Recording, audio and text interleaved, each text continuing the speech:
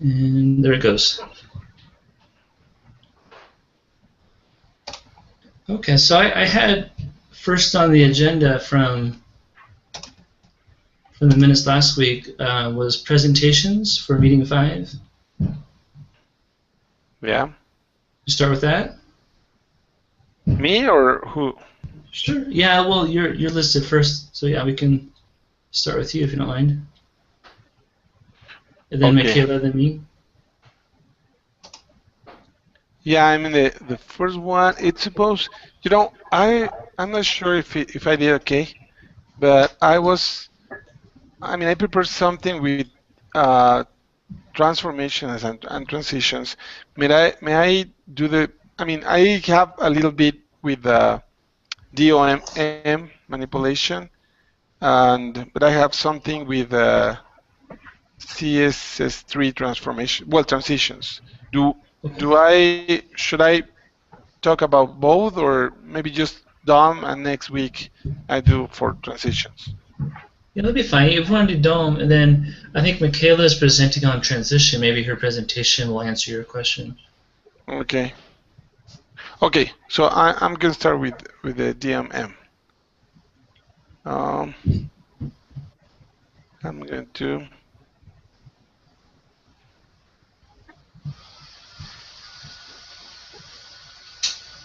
Can you see my screen? Yep, I did. Yep. Okay. I have this one. I think it's pretty short, but it's what I get. Um, what is the DOM? The Document Object Model. It's a programming interface for HTML and XML documents. It provides a structured representation of the documents and it defines a way that structure can be accessed from programs so that they can change the document structure, style, and content. And it then provides a representation of the document as a structured group of nodes and objects that have properties and methods. Essentially, it connects web pages to scripts or programming languages. So if we consider a web page as a document, we can display it in the browser as a window or an HTML source. But in both cases, the document object model provides another way to represent it. I think that's what I get from DOM. And you can store it, manipulate it. It's in the document. The DOM is a fully object-oriented representation of the web page, and it can be modified with a scripting language such as JavaScript. So I got these two examples of, well, like this. I found these ones. I did them last semester. So this program there's a button here. I just type it. I'm just write my name, and it displays an alert that says, "Hi there, Aldo. This is your lucky day." So what is the code for this? I can do it like this. And I think the DOM object here will be this one. When we have window prompt, we are taking this like an object. And here we have an object. And then we are going to get it again here, because this is an alert that is going to say, a greeting to a user. And here, this one. I have these two examples of an object here, and I have another here. Let me check. Yeah, here. When we says, it's a very short program here. It says get multiply each number times the number of your choice. I'm going to type a 5-digit number, and then I'm going to put an integer that will be 6. And we were going to calculate it, and we displayed it like this. What is the source code for this page? And in here, I'm getting an element by ID. The ID in this case will be numbers, and the numbers will be in an input where the ID is numbers. So I'm manipulating this data that I'm typing here with this ID, and I'm working with them working with them with as a variable.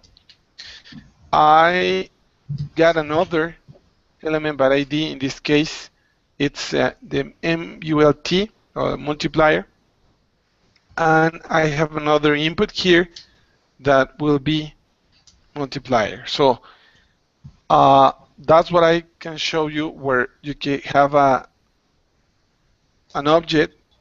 You get it from the document that will be all this, and you are manipulating. In this case, I'm just setting that number with like a variable, and I'm multiplying that variable for another integers or whatever.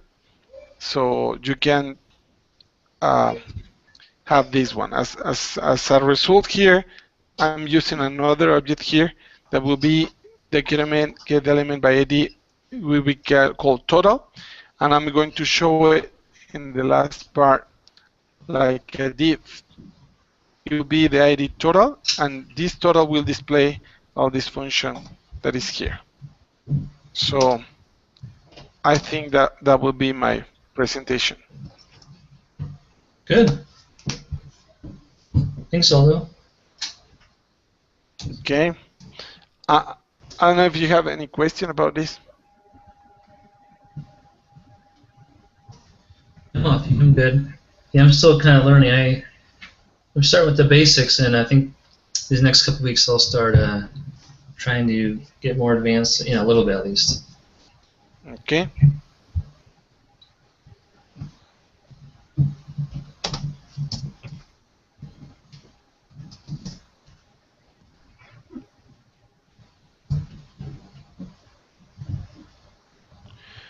So what's next?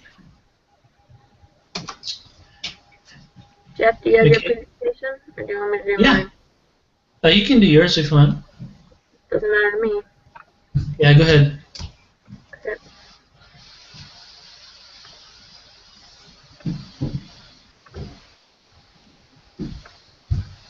Okay, transitions and transformations.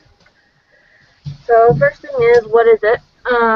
Transitions and transformations allow you to basically move objects around.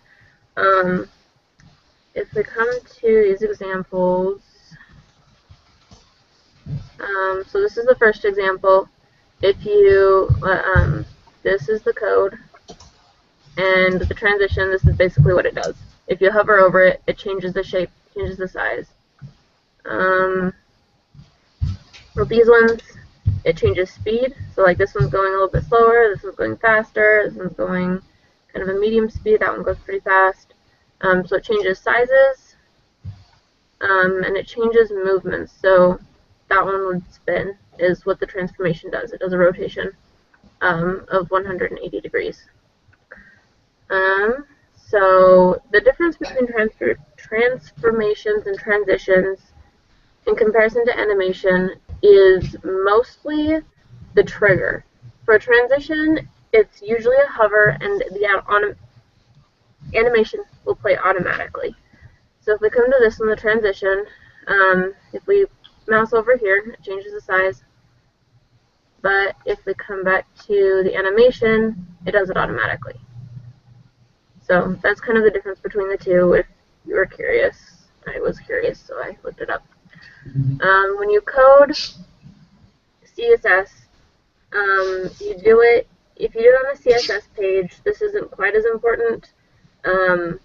Well, this part is, this middle part, but the style markers aren't.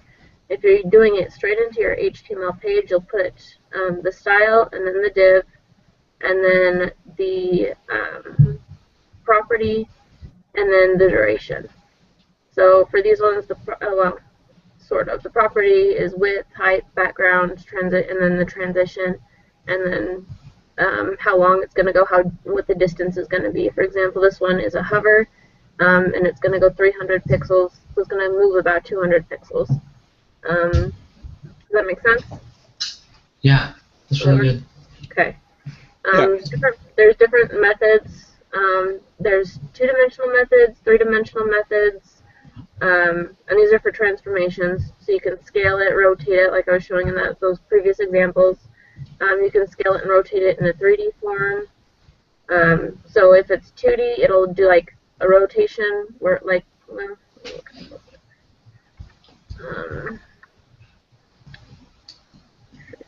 it is.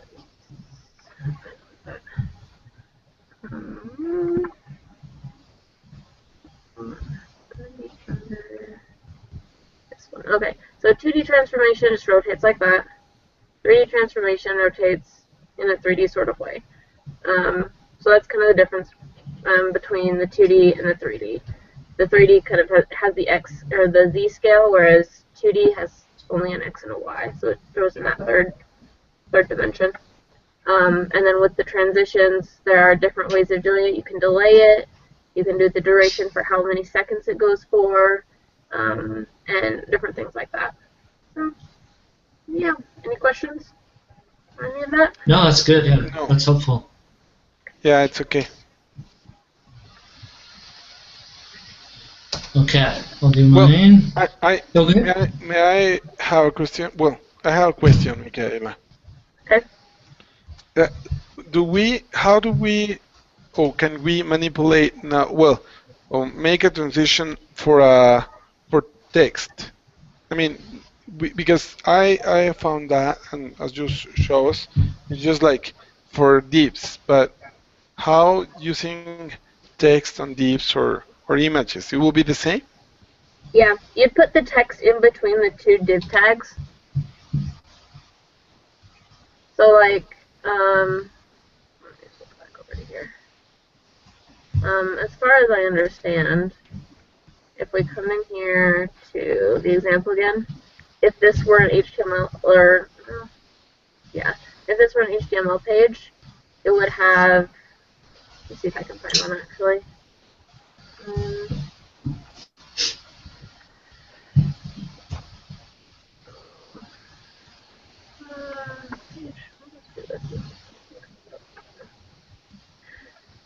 So if we come in here,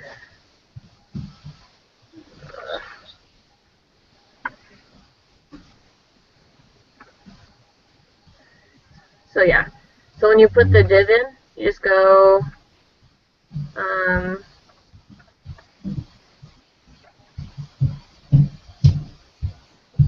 like that. So it's the div and then the information and then the second div. And then when you put it into the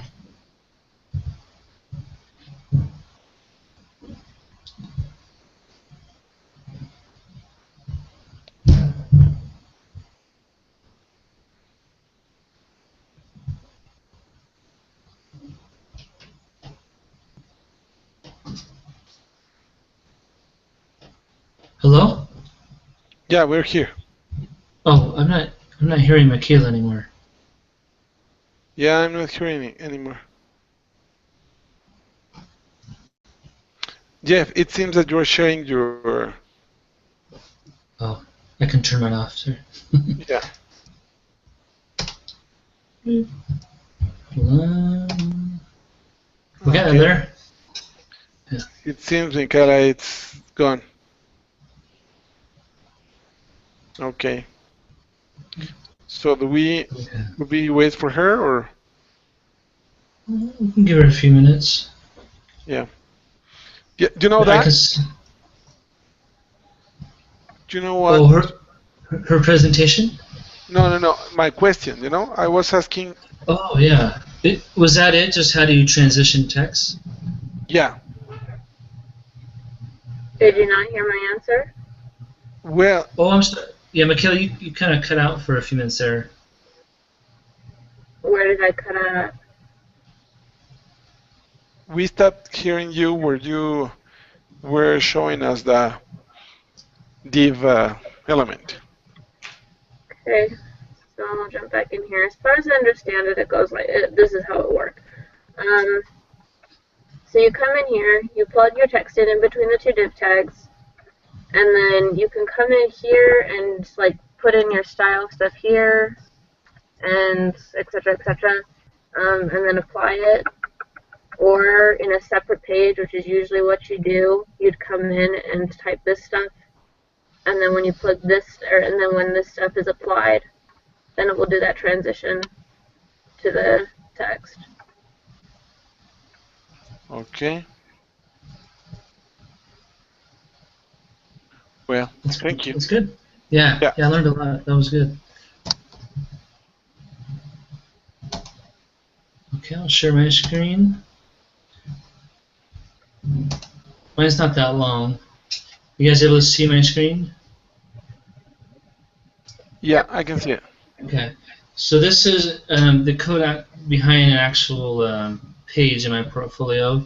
And I did the same thing as you guys. I copy and pasted some sample code from W3 School. And as Michaela said, the CSS animation, it happens when the page loads. And so here is the height and width of some squares, and then the webkit animation name, the duration, how many seconds, 4 seconds, and the red and yellow.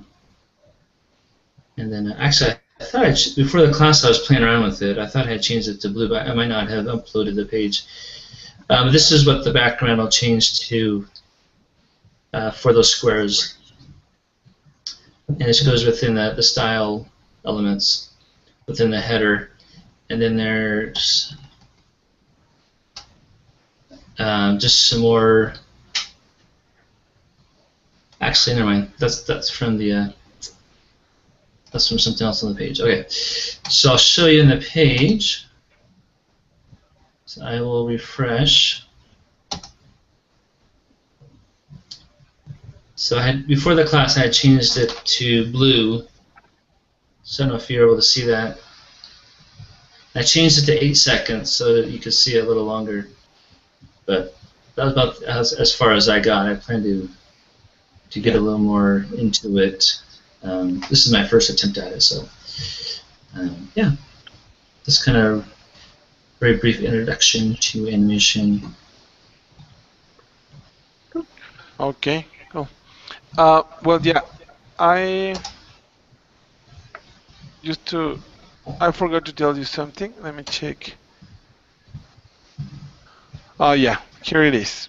I'm just going to add something about my. Well, I don't know if we are just going to say something about your presentation, yeah.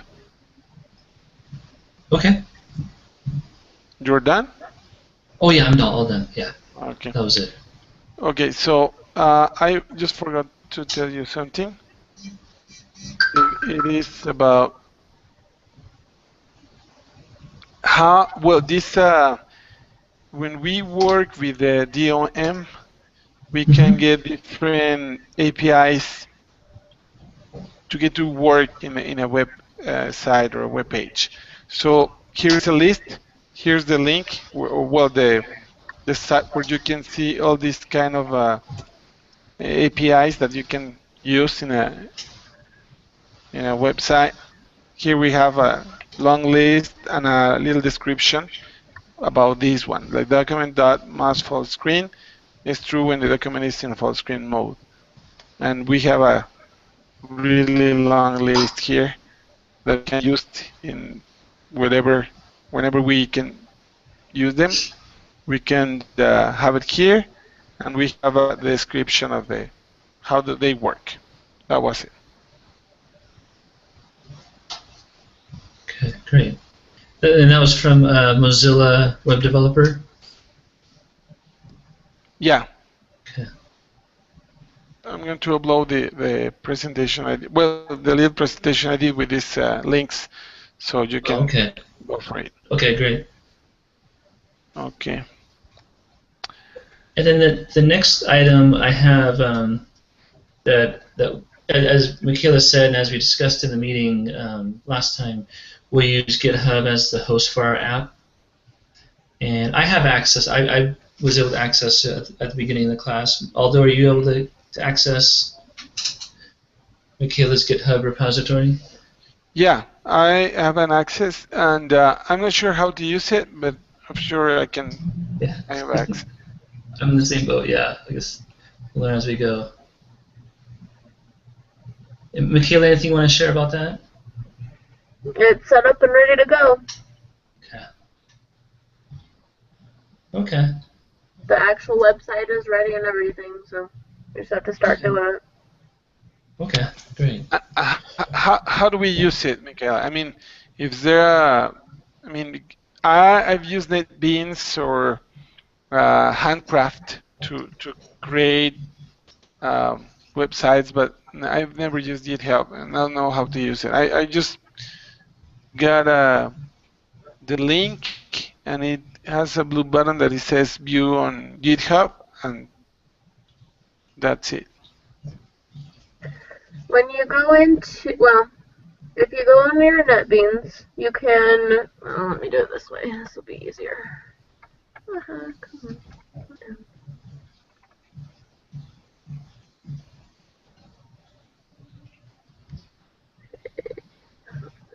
Okay.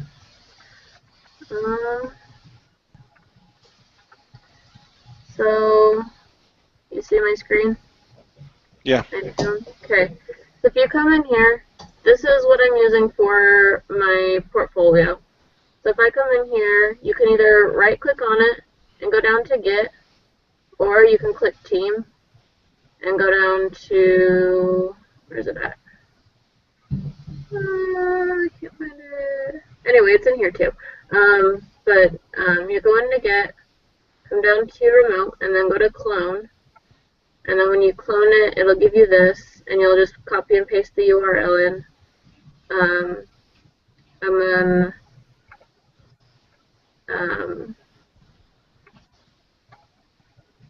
make sure that that's checked, hit next, and then you'll go through it all and finish it.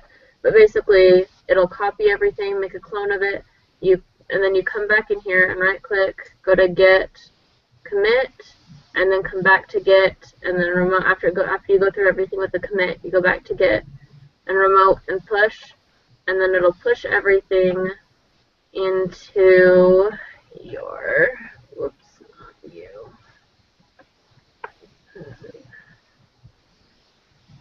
It'll push everything into your GitHub repository, so everything will be here. Okay.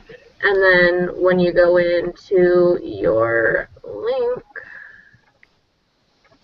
it will have everything there, and you can go in and go through all of your stuff. So can we create different PHP files in order to our examples? What do you mean? Yeah, I mean, we in NetBeans we are creating that, but it will be only a site. I mean, can we create different PHP files for our examples? Whoa. No.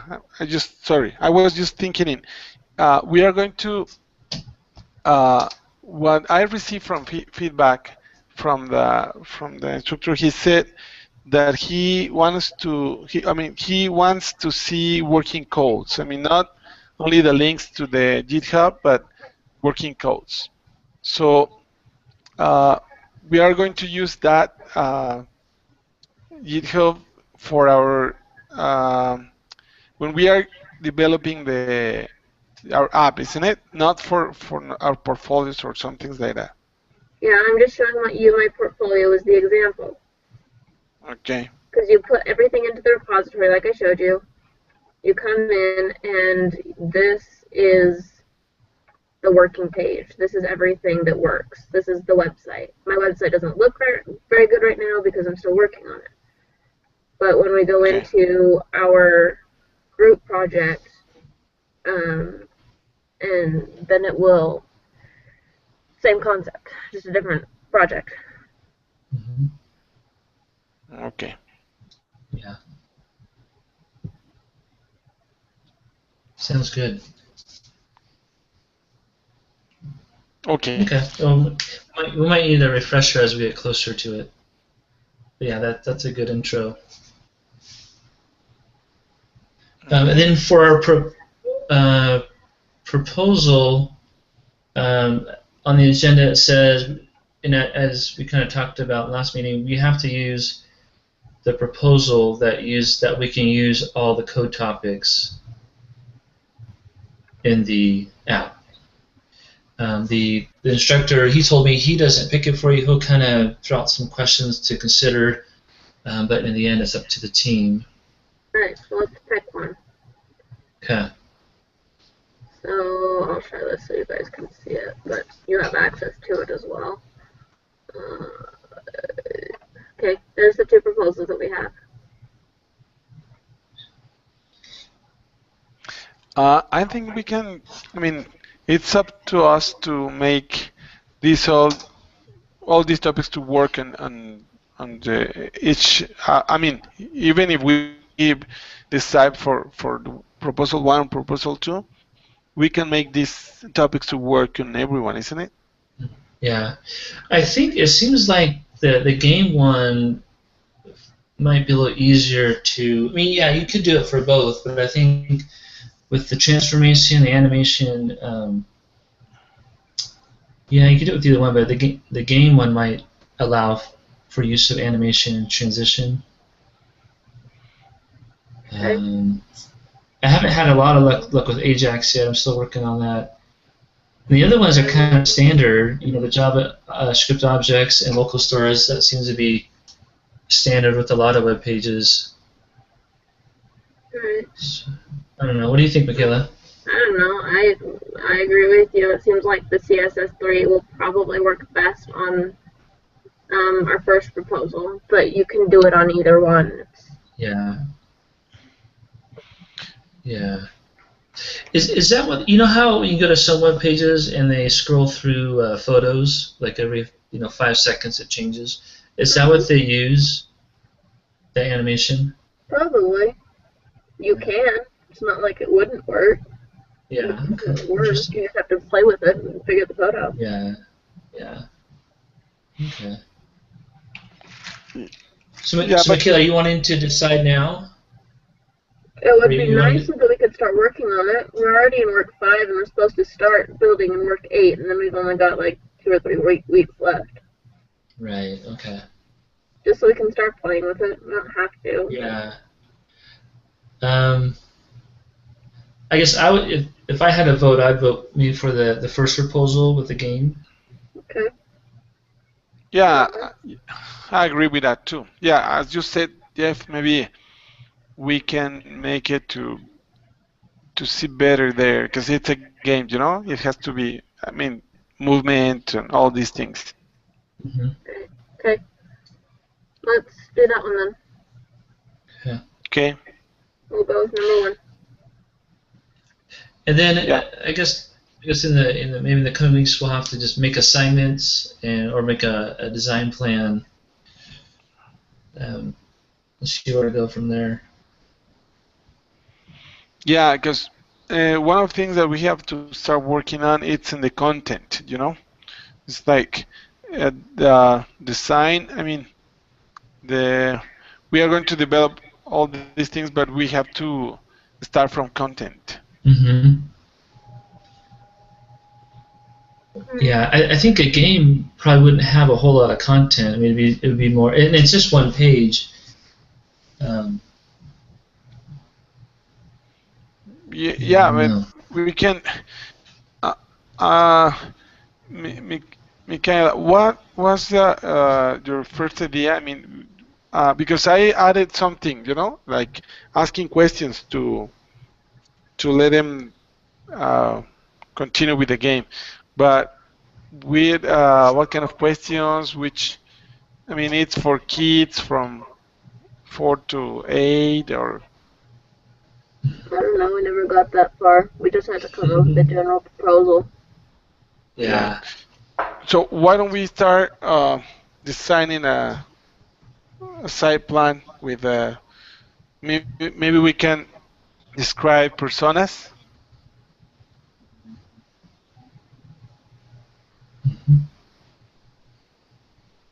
What? Michaela, can you share your screen again with the two proposals?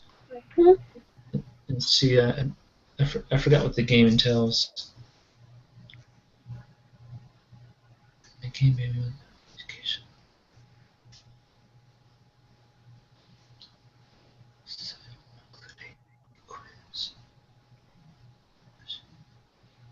Oh, okay, yeah. So the quiz or the question, yeah, that could be the local storage and the JavaScript.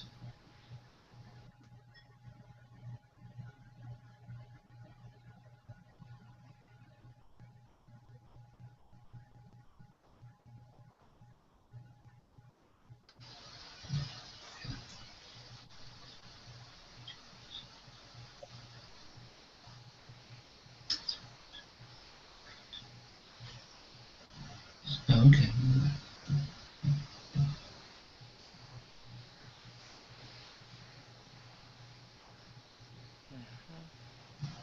And so, Michaela, when you developed this proposal, did you have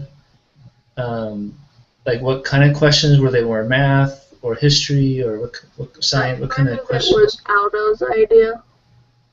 Oh, okay. I thought it was your idea. Okay. No, we built onto my proposal. We changed mine to come up with one for the team. Okay. Okay, so there's no set Nope. type of questions at this point. Okay. So that would be the content, although would be the questions. Yeah, well, I think we have to set first which people is going to use this app, you know? Mm-hmm. I mean, if it's going to be kids from 6 to 10, we can start thinking in kind of questions that they can answer. Yeah, that sounds good to me.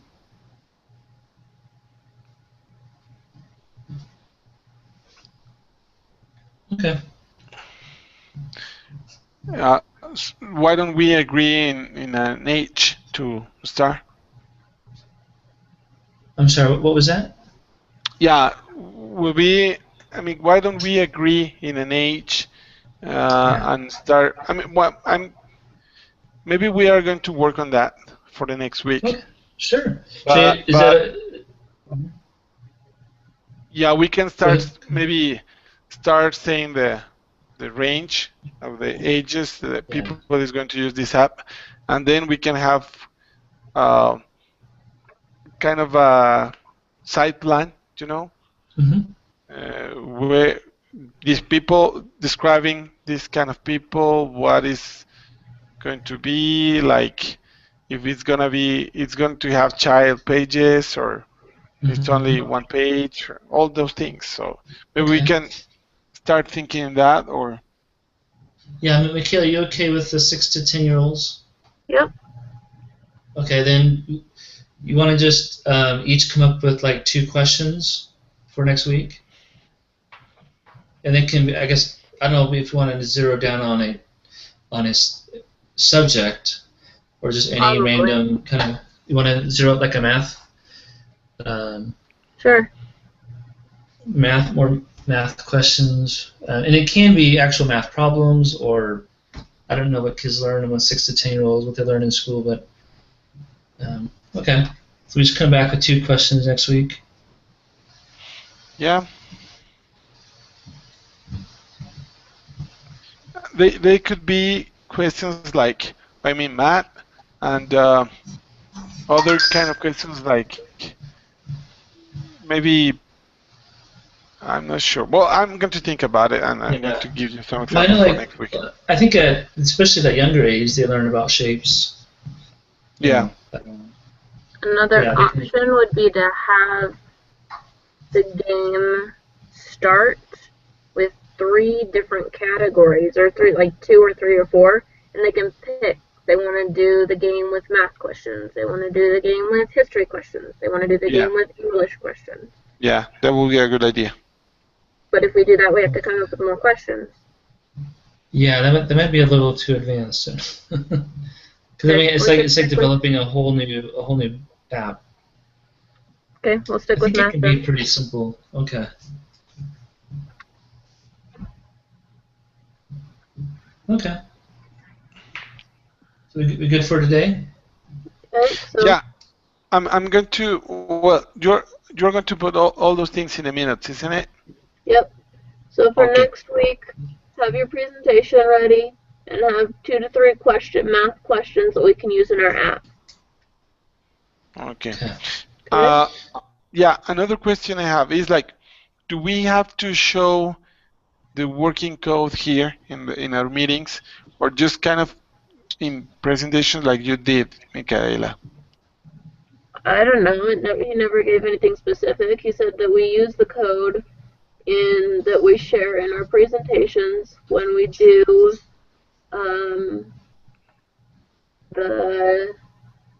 when we do our portfolios.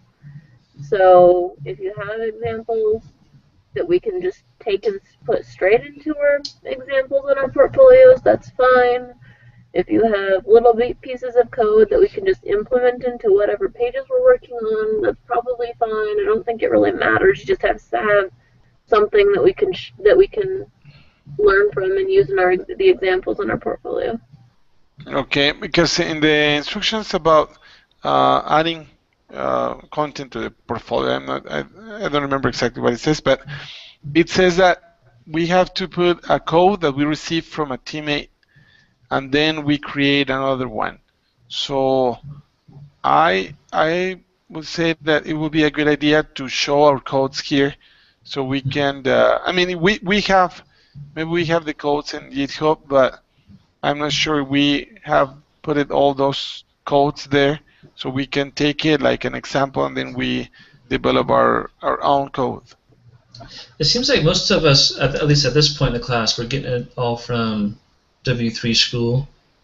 So I think the code's there if we wanted to like go back and see what one of our classmates did. But I can post the code in the community board though. Okay. But it's just on whatever it's called, W3 School. Okay. Okay. And then are you guys okay with how we did the meeting this time? Do you want me just to start a live event and then send the invite? Yeah, I'm okay with that. Just make sure you post the link to it on our community we can either go back and reference it, or for Lauren, who wasn't able to make it tonight. Okay. Oh, you mean the recorded one or the next week one, or both? Well, both. Post the recording tonight so that we can access it if we need to go back and look at stuff. Yeah. Post the link to next week so that we can access it, or email it. I don't care as long as we get it. Okay. No problem. Well. Okay, and then we'll just follow the schedule that Michaela made for our presentations next week. Mm-hmm. And then we'll start talking about developing the app in a little more detail. Okay. Very good. Well, I'm good. Well, see you next week. Okay, thanks guys. We'll see you next week. Bye-bye. Bye.